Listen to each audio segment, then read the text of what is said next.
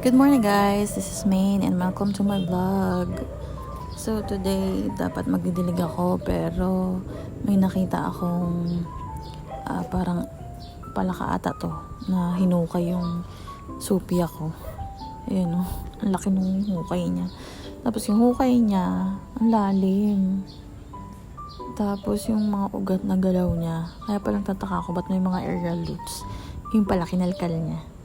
Kasi nakita ko pa yung umaga yung palaka na yun. Maliit lang. Kaya yun. Tapos ito din, isa ko yung Fat Beauty ko. Okay na sana to yung nakapag-apong limatize na eh. Tapos parang masagi niya pa yung mga dahon. Tapos kinalikot niya rin yung lupa niyan. Ayun, parang nagtanggal-tanggal yung mga dahon. Kasi may tungkod to na mga stick dyan. Siguro nadaganan niya nung tumalon siya dyan, kaya natanggal yung mga dahon din. Ikadidilig ko pa lang naman ito. Yung mga palaka kasi gusto nila yung yung parang mamasa-masa pa yung paso. Naalala ko, nagdilig ako dito, tsaka dun sa supya ko. Inigan ko yan ng isang araw, kaya nakita ko ngayong umaga, na siya, nahukayan na nga, moist pa yung lupa. So, itong time na to, hapon na to, kasi usually hapon or gabi naman ako nagdidilig. Medyo hangin. Kaya buti maaga-aga nakita ko na. Ayan o, ang dami natanggal. Tapos nakapag, pa naman na to, maganda na yung ugat nito dun eh, nakakapit na. So, nasagi niya ata. Sayang. Kaya minsan naiinis ako pag yung mga palaka nandyan.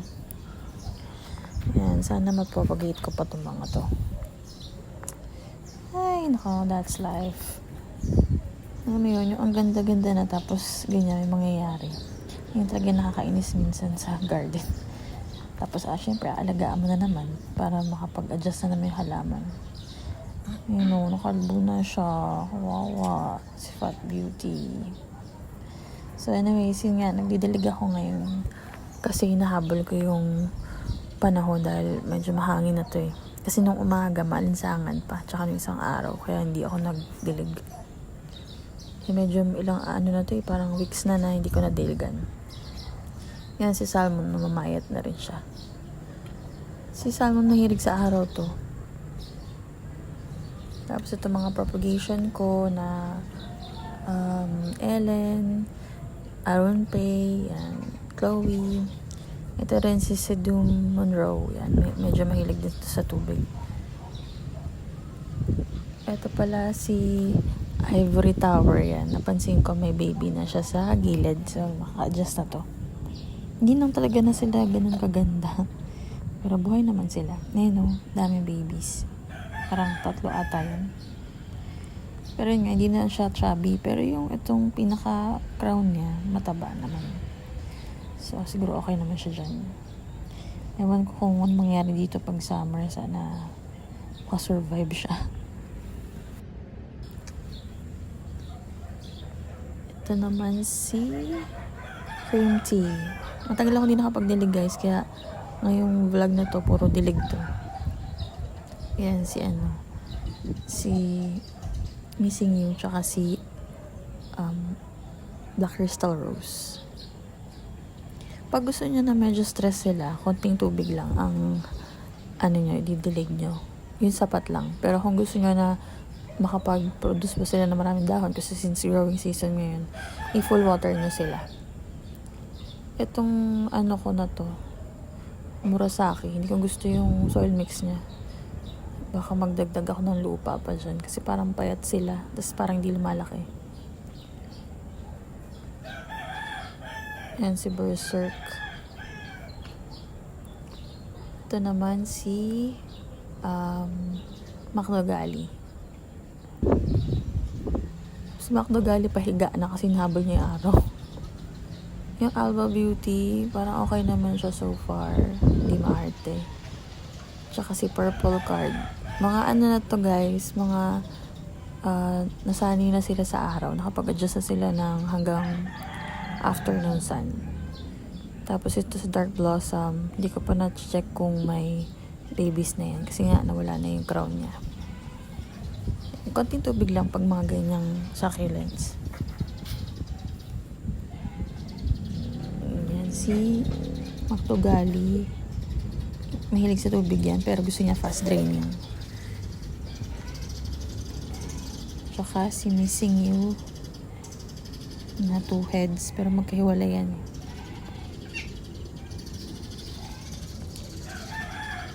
Nakaraan kasi umulan, so parang yung ibang plants ko nagpapakita ng mga may fungus. Lalo na yung bago. Lalo na yung mga bago.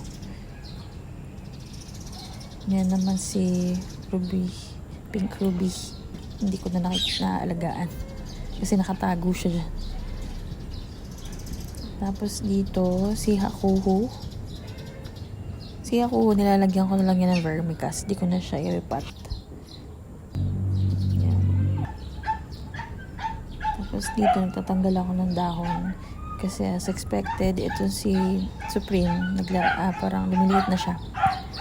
Ganyan yata talaga yan sila. Tapos yan, may kalat dyan. Kasi nga may mga insekto nagkakalat ng lupa. Nagkuhukay sila, kaya hanggang ngayon hindi ko pa rin nalilinis. So, tignan ko kung malinisan ko sila bukas. Yan o, lumiliit na siya. Yung mga nandito, okay naman. Pag nagdilig naman ako sa kanila, kailangan tuyo na bago ko sila diligan. Tapos ito yung propagation ko ng Macdogali. Maliit lang yan, sobrang liit. Mga nalaglag lang doon sa mother plant. Pero buhay naman sila. Ito si Black Bullet, matigas pa yung dahon. Ito yata Rubidona ata ito eh. Pero hindi ko muna diniligan kasi si Black Bullet medyo matigas pa. Kasi nga feeling ko yan, si Rubidona na nandyan, hindi siya well-rooted pa. Kaya ganun, hindi pa siya makapag-adjust. Parang hindi siya nakatanim na maayos. Tapos dito sa taas, yan, ay si Cobblestone. Tapos ito naman si Super Bomb. Na may katabing, ano ba yan? Donkey's Tail ba yan? Tinutol ko yan, itong galing sa labas. Kasi nga, parang di naman lumalago. Kaya pinutol ko na lang. Kasi pangit at tignan kalbo. Tapos ito, si Snow Peach na parang ano to, rootbound na eh. Hindi ko alam kung anong gagawin ko sa kanya kasi yung lag ulo niya dyan. Hindi ko alam kung ireripat ko ba siya o ipupugutin ko na lang. Kasi mabilis naman ito lumaki. Hinayang naman ako. Parang ang ganda pa niya. So, baka dyan muna siya. Tapos ito si Miyol. Ito na lang yung Miyol ko kasi yung ibang Miyol ko siguro dalawa yun. Ay hindi, Laoshen pala isa. So isang Miyol tsaka isang Laoshen ang Mategi. Hindi ko alam something sa hindi kasi hindi niya gusto yung medyo fast training, gusto niya yung mas marami organic. So yun lang, try na lang ulit, bibili ulit ako.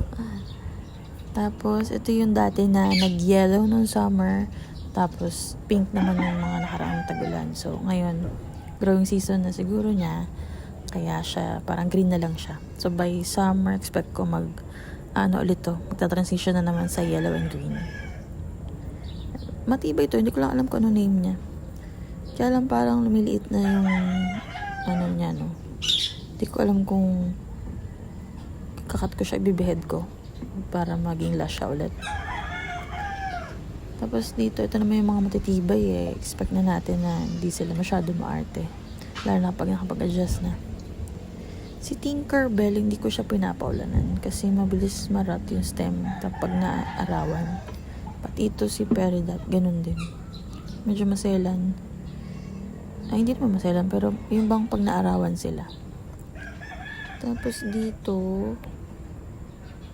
yan yata si Icy Purple. Ito yung mga hindi naman madalas madiligan to eh. Si Fire Pillar. Tapos yun yung zebra ko na parang rootbound na rin pati ito. Ito kasi mga to, pag mabilis nila ma-rootbound yung paso nila, kasi sana mas malaking paso sila. So baka, ewan ko kailan ko maripat yun. Hanap ako pa ng maganda-gandang pot. Yan, si Peridot na medyo nahirapan sa pwesto niya. Yan si Icy Purple, may baby na. Ganun pa rin, may mga nakalagay pa rin kasi kinakahig siya ng ibon. Ito rin si Chloe. Si Chloe parang unti-unti medyo nakakabawi na. Yun yung binahead ko nun kasi nga na-rot nung summer. Tapos tong staphyloides ko, okay naman siya, parang mahaba na. At least pala yan humaba guys, no? Yan, si Firestorm na yung green lang. Hindi pa siya nasa-stress. Tapos ito yung mule ko na rot. Ayan, kinat ko na yung mga heads. Ayan, tatapon ko na lang yan. Na-air dry ko na lang yun. Tapos tatanim ko na lang ulit sila sa mas maliit na paso. Tapos lalagyan ko siguro na mas maraming lupa siguro. Tapos ito, parang may something sa loob, parang may insekto. Kasi may langgam so baka check up ko yun. Or lagyan ko na lang ng mga, tawag yun, insecticide. Yan nung time na to pa, mahangin na. Madilim na yung langit. Pero hindi naman siya umulan ng malakas. Saglit lang. Kaya nagmamadali ako mag-vlog dyan. Yan si Chloe, naka-adjust na rin. Kasi nga, malamig na.